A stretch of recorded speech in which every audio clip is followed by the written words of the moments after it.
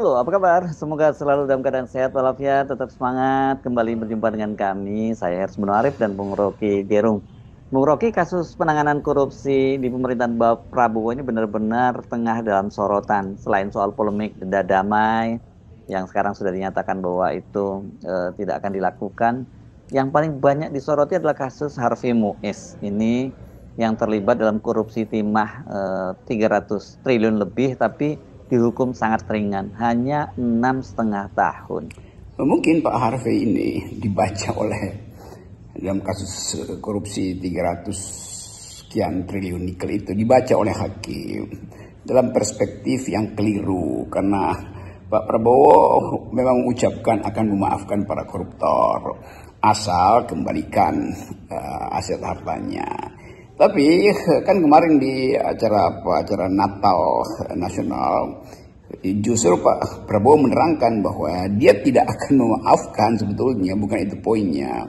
Yang udah bertobat itu dalam konteks religi Natal kemarin itu, ya udah balikin dong, terus dia tambahin kalau enggak ya kita kejar gitu. Jadi sebetulnya itu yang kemudian membatalkan seluruh asumsi bahwa seolah-olah Prabowo hendak memaafkan, dan itu tafsir yang juga dibaca oleh Menteri Hukum yang akhirnya dia cari-cari keterangan bahwa ya memang ada undang-undang itu pemaafan kalau mengembalikan atau ada negosiasi, tapi itu bukan dalam bidang korupsi, itu dalam soal pidana ekonomi.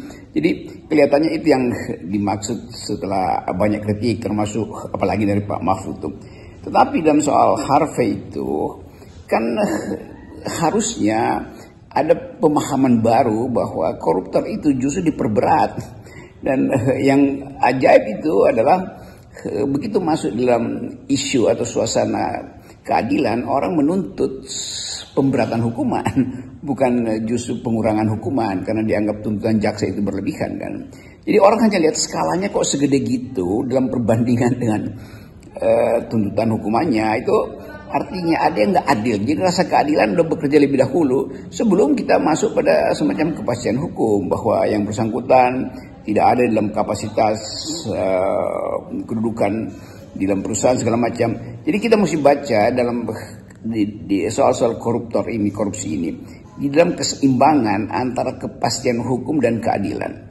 Nah, publik bereaksi lebih dahulu karena menganggap skala sebesar itu kenapa cuma sekian tahun, ya mungkin ada pertimbangan juga.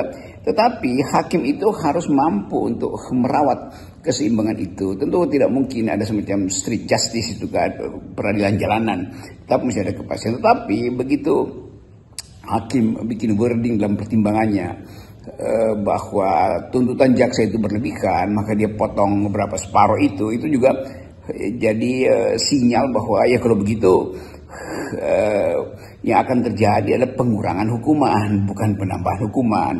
Jadi intinya adalah pengurangan hukuman itu tidak disukai oleh netizen. Itu yang menyebabkan heboh ketika diputuskan bahwa hanya 6 sekian tahun hukuman terhadap dana yang hilang dari negara untuk negara, yaitu 300-an triliun. Kira-kira itu konteksnya sebetulnya.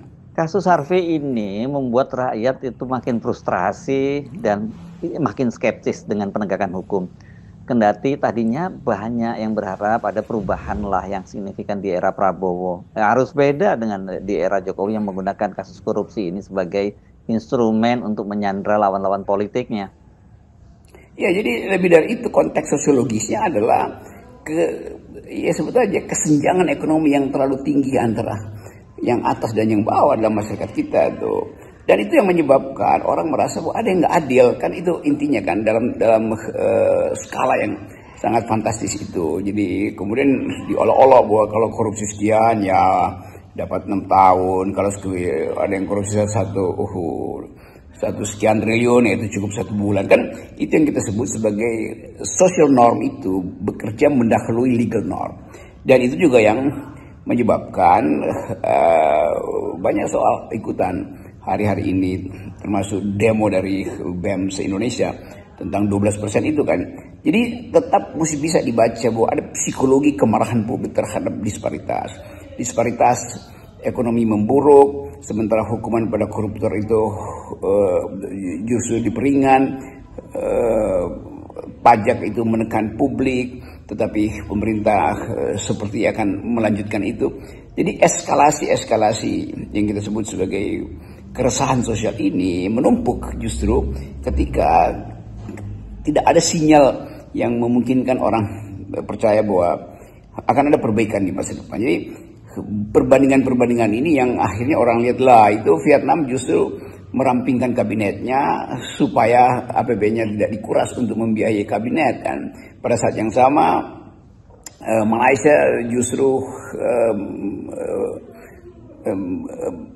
memutuskan untuk tidak menaikkan harga energi, terutama BBM, minyak itu.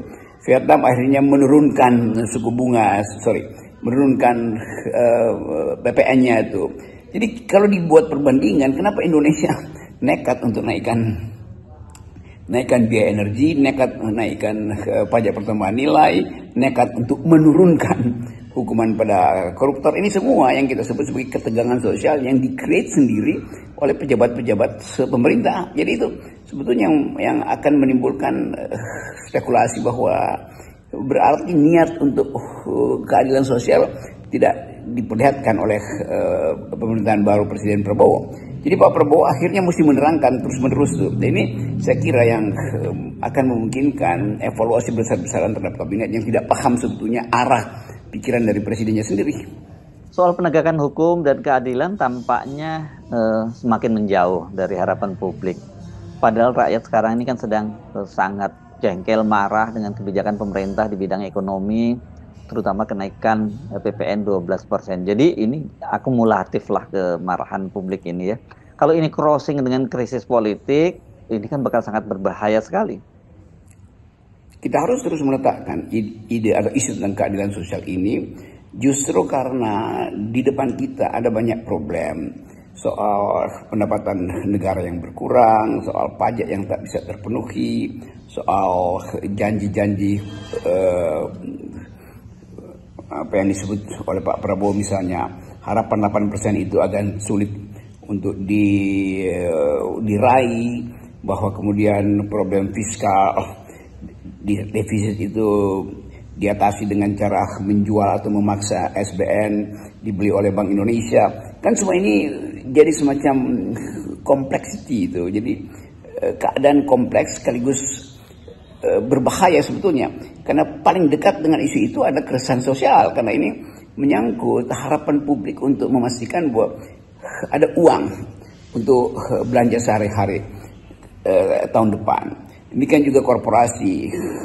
Harus ada kepastian bahwa mereka bisa menyusun bisnis plan yang rasional tuh, tanpa takut ada guncangan ekonomi atau yang kita sebut sebagai, paling tidak mereka mengerti bahwa fundamental ekonomi Indonesia itu cukup kuat untuk menahan badai moneter atau badai krisis keuangan global atau bahkan krisis utang. Jadi semua hal itu menunjukkan bahwa ada persiapan untuk menghadapi badai, entah itu oleh emak-emak atau para pejabat keuangan di perusahaan-perusahaan strategis yang hari-hari ini mengalami kegelisahan karena deindustrialisasi itu.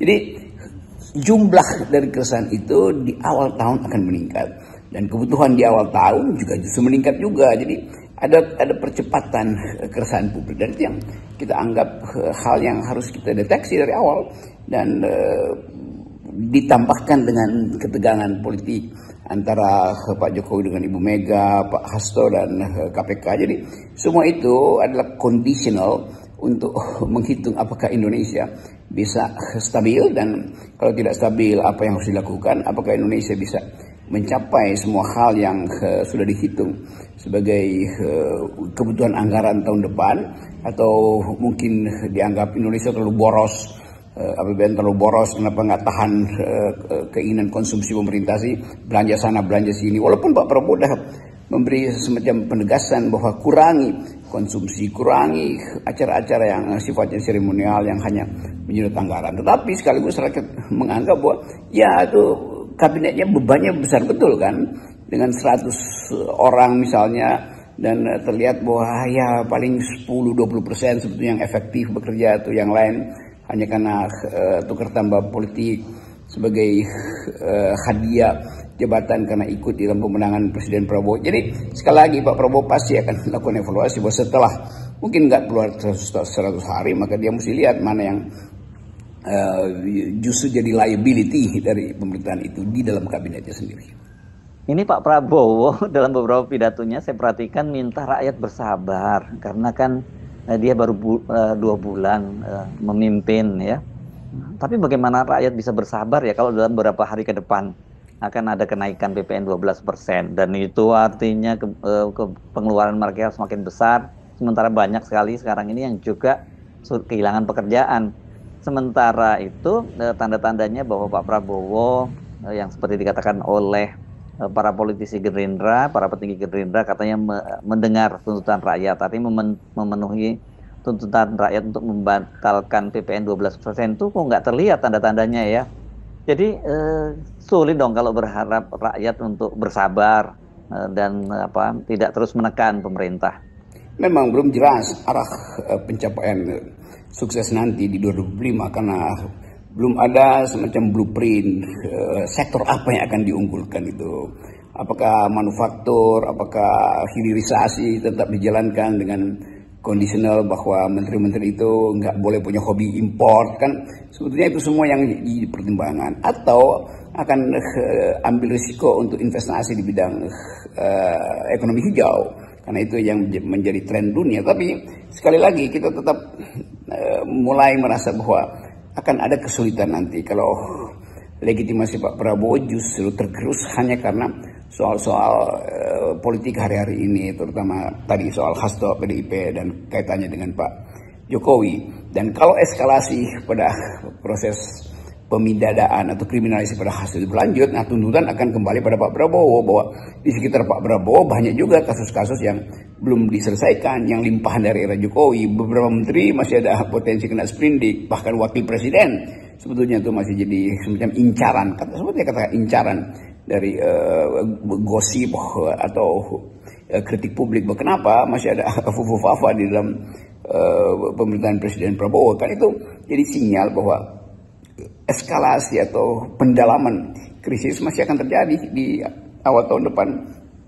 Itu yang membuat kita paham bahwa Indonesia memang sangat sedang tidak baik-baik aja tuh. Dan sekali Pandora Box itu dibuka dan kejahatan menyebar kemana-mana, orang akan lihat bagaimana kegagapan dan kegugupan mereka yang selama ini seolah-olah bisa bersembunyi, tetapi tidak mungkin mereka melangkah lebih jauh sebelum menyelesaikan pertanggungjawaban pidana mereka, pertanggungjawaban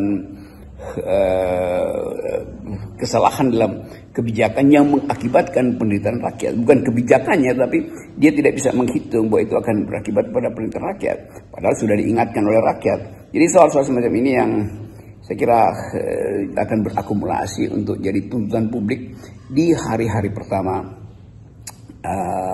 tahun 2025. Dan kita tetap melihat bahwa ada kapasitas dari kalangan intelektual untuk akhirnya mulai mempersoalkan lagi relasi yang kelihatannya tidak mulus atau tidak utuh antara Presiden Prabowo dan mantan Presiden Jokowi, dan itu akan dituntut terus. Jadi Pak Prabowo akan dapat semacam tekanan baru di awal 2025, sesuatu yang objektif ada, yaitu tekanan ekonomi, dan sesuatu yang subjektif sedang dikerjakan oleh masyarakat sipil, yaitu status dari Gibran dan Juntos status dari bapaknya itu yang melakukan di dalam pikiran publik melakukan kejahatan konstitusional atau bahkan juga kejahatan ekonomi itu. Jadi semua hal itu mesti kita duga sebetulnya dari awal bahwa akan ada isu-isu burning isu-isu yang bisa membakar, yang mungkin kan kita menemukan sebetulnya hal-hal yang tadinya disembunyikan tapi harus dibersihkan. Jadi kita coba tunggu dalam 1 minggu ini bahwa eskalasi politik pasti akan memanas. Dan eskalasi krisis ekonomi makin dekat dengan kehidupan kita. Salam akal sehat. Yes, salam akal sehat.